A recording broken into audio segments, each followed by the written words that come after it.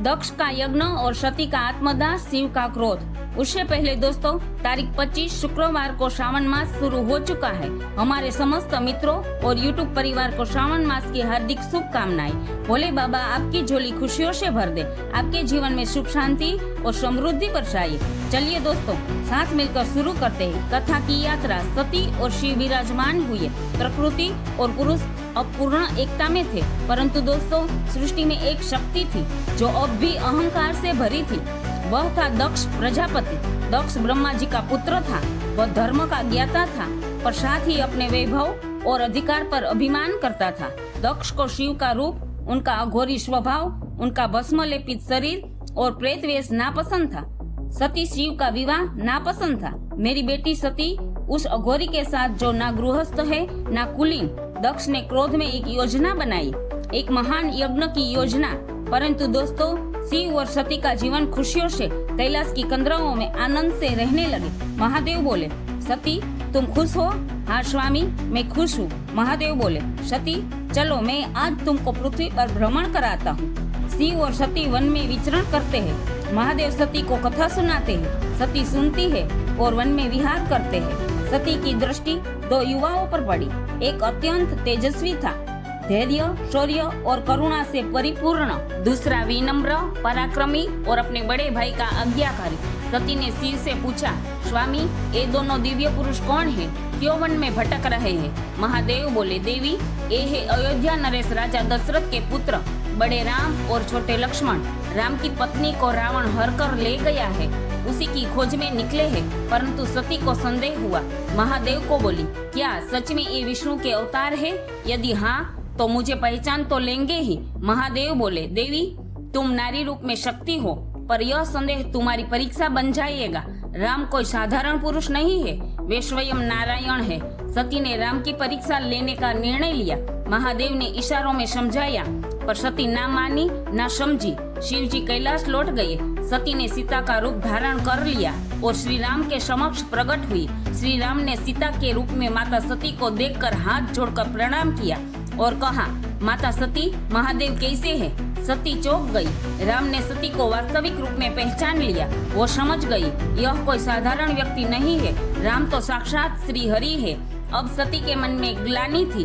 सती कैलाश लौट आई, पर शिव ने सब जान लिया था। शिव ने कोई क्रोध न किया न कोई प्रश्न, बस मौन रह गए। सती समझ गई महादेव ने मुझे त्याग दिया है। मैंने सीता का रूप धरा और मैंने श्री राम पे संदेह करके अपराध किया है। थोड़े दिन बीते, परंतु दोस्तों सती का मन कहीं नहीं लगता था। फिर शिव ने कहा, चलो देवी मैं तुम्हें एक कथा सुनाता हूँ। शिव जानते थे कि सती का जीवन अब अध्यात्म से स्थिर हो सकता है। शिव बैठे, सामने सती बैठी। शिव ने पूरी श्रद्धा से श्रीमद् भगवत पुराण कथा सुनानी शुरू की।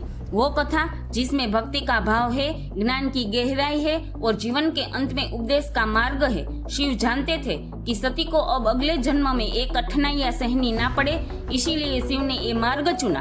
शिव सुनाते हैं सती को भवसागर तार देने वाली कथा, भक्ति, ज्ञान और त्याग की अमर गाथा। शिव ने त्याग किया पर उपदेश नहीं छोड़ा।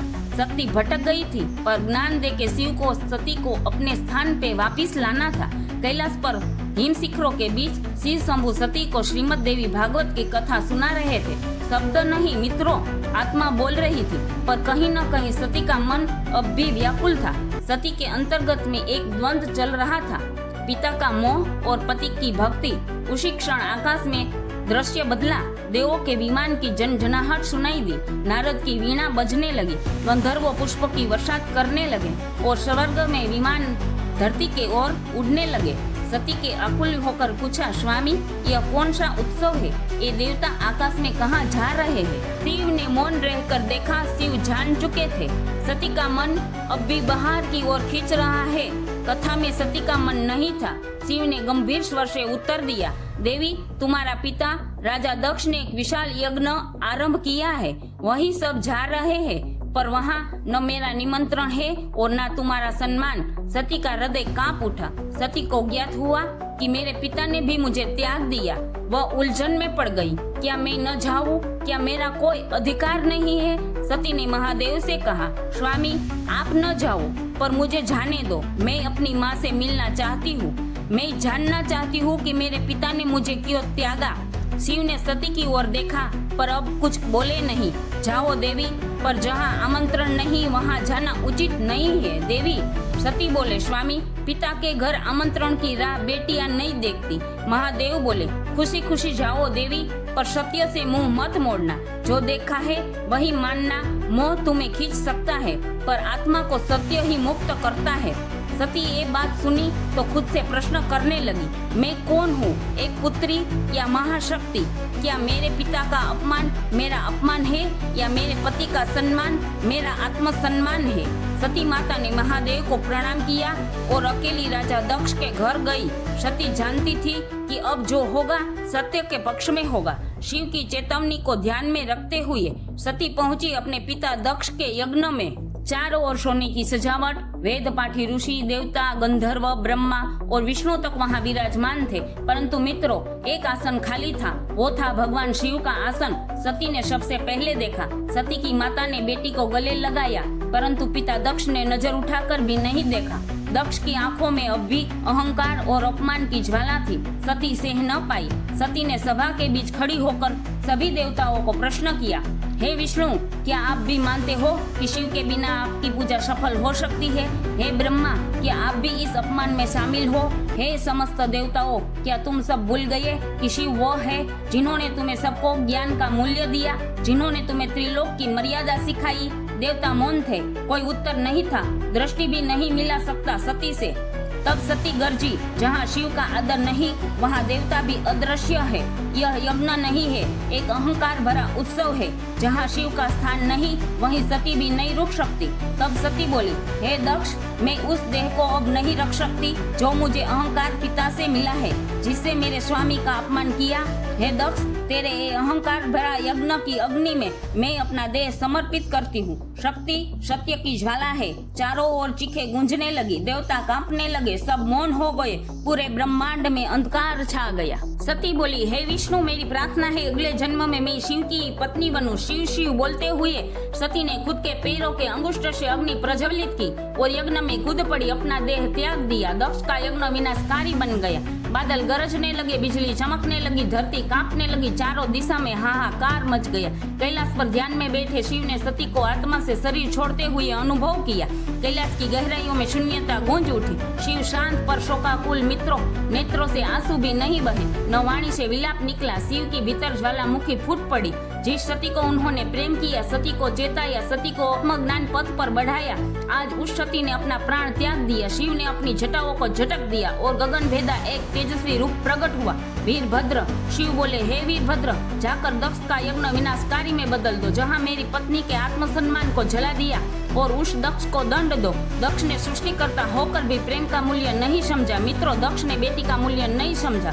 जहाँ नारी का अपमान होता है वहाँ विनाशकारी प्रलय होता है। वीरभद्र की सेना चली, गणों की गूंज, रुद्र की हुंकार और तांडव की लहर, आकाश चीरती हुई यज्ञ भूमि की ओर। देवता डरने लगे, ऋषि भागने लगे और ब्रह्मा विष्णु मौन, क्योंकि दोस्तों इस अग्नि को कोई शांत नहीं कर सकता था। वीरभद्र ने यज्ञ मंडप तोड़ दिया, अग्निकुंड की लपेटों में अहंकार जला दिया। वीरभद्र ने राजा दक्ष को पकड़कर उसे उसी यज्ञ भूमि में गिराया और दक्ष का सिर काट दिया। कहीं शोक था, कहीं भय। शिव के नेत्रों से सिर्फ सती की स्मृति थी। शिव ने अपने त्रिशूल को भूमि में गाड़ दिया और समय थमसा गया। शिव पहुंचे। ब्रह्मा विष्णु ने प्रार्थना की, हे महादेव, यह यज्ञ अपूर्ण न रहे, कृपया संपूर्ण करे। शिव का हृदय पिघला।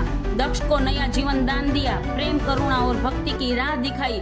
दक्ष के सिर पर बकरे का सिर लगा दिया, परंतु शिव ने दक्ष का अभिमान नष्ट कर दिया। और दोस्तों, शिव बोले, कोई भी कार्य प्रेम के बिना कार्य शून्य ही रहता है और नारी शक्ति का अपमान स्वयं ब्रह्मांड का अपमान होता है। शिव बोले, सती अब जन्म लेगी, नए रूप में मैं फिर करूंगा उसका वरण। सती के जला हुआ शरीर देखा। शिव को सृष्टि की कोई शुद्धा न रही। शिव जी ने सती के शरीर को उठाया, सारा ब्रह्मांड कांप उठा। सती के मृतदेह शरीर को लेकर शिव पूरे ब्रह्मांड में भ्रमण करने लगे। देवता भयभीत हो गई, सृष्टि का संतुलन टूट रहा था। तब विष्णु जी ने सुदर्शन चक्र चलाया। सती के शरीर के कई टुकड़ों में विभक्त हो गया। जहाँ शरीर के अंग गिरे वहाँ बने शक्तिपीठ। और मित्रों, एक बार फिर शिव हिमालय की कंदरों में चले गए। इस बार गहरे ध्यान में। शिव मौन थे, उसके नेत्र बंद थे, पर शिव के हृदय में सती की अमीर स्मृतियां थी। सती आएगी दूसरे रूप में। प्रेम का पुनः जन्म नहीं होगा, बल्कि इस बार योग और चरण सीमा का मिलन होगा। दोस्तों, कहानी आपके दिल के तारों को छू गई हो तो लाइक करो, चैनल को सब्सक्राइब करो। एक नारी शक्ति को समझते हो और मानते हो तो कमेंट में जय शिव शक्ति जरूर लिखो। हर हर महादेव।